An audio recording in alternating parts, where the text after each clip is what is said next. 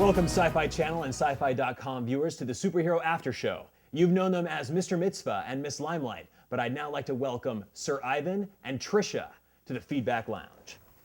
Now, you had said, I feel a red cube, I feel myself already standing on a red cube, like before the elimination. I could already feel it under my feet. Yeah, the results from the questionnaire, because I was the only one that had their name up there twice, for things that may or may not have been, could have been interpreted as negative. One having to do with sidekicks and one having to do with moles. Maybe if I had been a little more open talking to you guys before, my name wouldn't be all over the bulletin board. So I was thinking, if my name's up there twice, it might affect Stan's decision-making. And Miss Limelight, you had been up on the block 2 times before. Were you nervous? Did you feel like you might be up for elimination? I just anticipated it because no one knew. I thought everyone did perfect because you don't know what the other superheroes are doing when you're on the show. So it's like I just knew what I did and I knew I messed up a couple times. So I was like, yeah. Did you ever feel like while you were at the lair that you got a chance to express who you are as a person? There was more than ample opportunity to speak up and say as what I thought as little or as much as you wanted.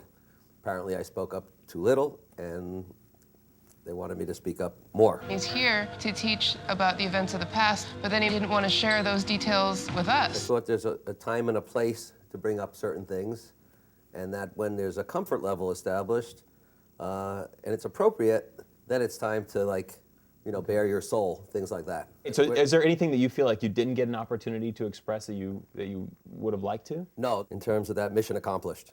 Did you feel a little bit kind of separated, or that you didn't have as much in common with the others?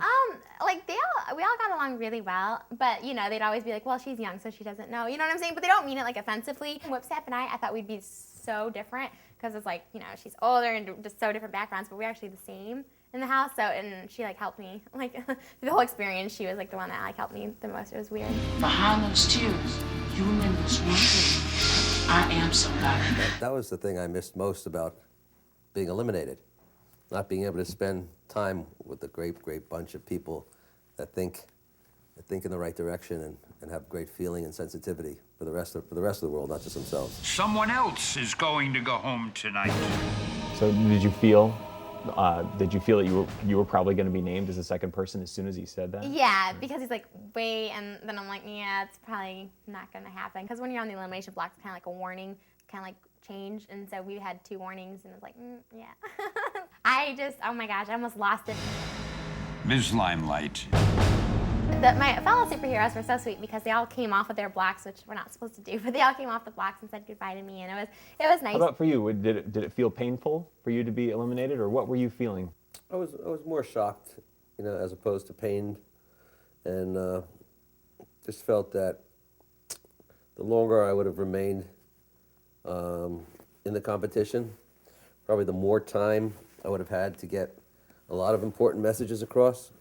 Because if you're in the ring, I compare it to boxing. If you get knocked down in the first round, you get knocked down in the second round, and you get knocked down in the third round, as long as you persevere and are true to yourself and have focus and direction, you can wind up winning the fight. So I felt like I was just warming up. When did you first come up with the idea for Miss Limelight? I guess just like from growing up, when people would tell me stuff, I'm like, oh, I don't worry about it because I'm a superhero. So it's something I used to always say. And like growing up, I remember, you know, people would always have nicknames from like their dads, like, you know, Princess or Pumpkin, and I was always like superhero. So it's kind of like, it was just always kind of like inside me. But then like the show is obviously what kind of pushed me to kind of make it reality. When did you come up with the idea of Mr. Mitzvah? Developing the character based on my fondest memories of my father and his sense of humor and his good nature. We probably couldn't get 2 people that are more different right here than the 2 of you, the youngest, the oldest, you know, but I actually think if I had Mindset and Miss Limelight here, they would be even more opposite.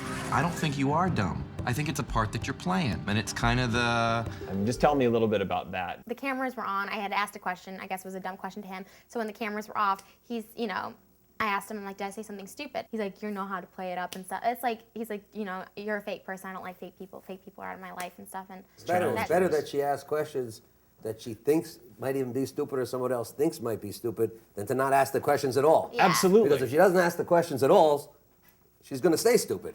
Yeah. You're going to learn. You might want to rephrase that. Why? Asking a stupid question is different from being stupid. That's Would you right, but sometimes rephrase- they can go hand in hand. Sometimes they can. I wasn't I don't implying think. that she was stupid just because she asked stupid questions. Just saying sometimes they can. I don't want to say stupid. B-E-E-K, wrong.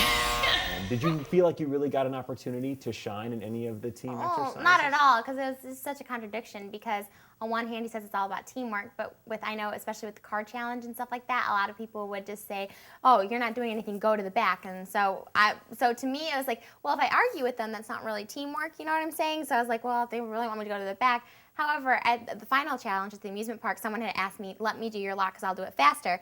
Even though me and Hygiena were the last to go, so we didn't have as much time as everyone else. So I said no, and they said that wasn't having teamwork. But at the same time, if I let her do it, that's kind of like saying, oh, if you're faster, you do it. You know what I mean? And Braid was, she was the perfect example, because she was amazing leadership. However, when the cameras turned on, she wasn't the most vocal, so it did look like she might have been more subdued in the back. Who do you think could win? Who do you think could go all the way? I'll ask you first, and then I'll ask you. I have my own favorite. I have my own personal favorite. Who would that be? Hyperstrike. Tell me about why you would choose Hyperstrike. He's very animated. He's very energetic. He's very down to earth. He's just cool, everything about him. The outfit, the whole persona, the aura. Cool. You know, he's got it all going on. Who would be your bet?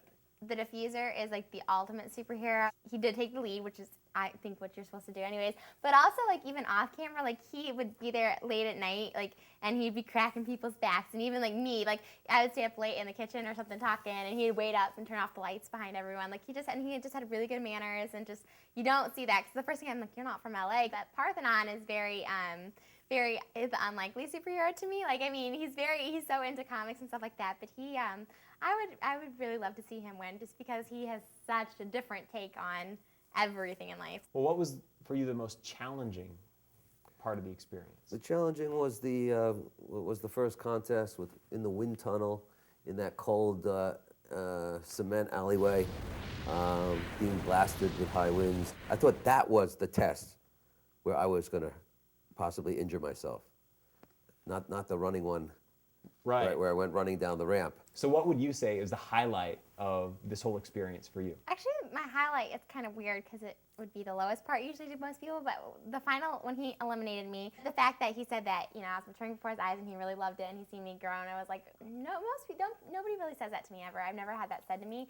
So it's like from someone who, like, you would think doesn't know you at all, so that kind of like stood out in my mind. So who do you think next week will be the one that Stan eliminates? I think Stan is going to call Basura back onto the red block.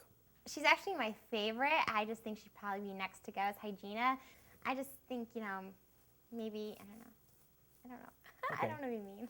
Well, Trisha, thank you so much for very much. joining me in the Feedback Lounge. Sir Ivan, thank you for joining me. You guys seeing you. are, in fact, superheroes, and I really had a great time talking with you. I hope you all had a good time, too. Good. Great. Well, sci-fi.com and Sci-Fi Channel viewers, thank you for joining us. And tune in next week when the surprises don't just stop. We will see who's sitting here in the Feedback Lounge and who's next eliminated when you tune in next time. Until then, game on. So there's a lot more that, you know, I'd love to find out about your stories and about, you know, specifically like.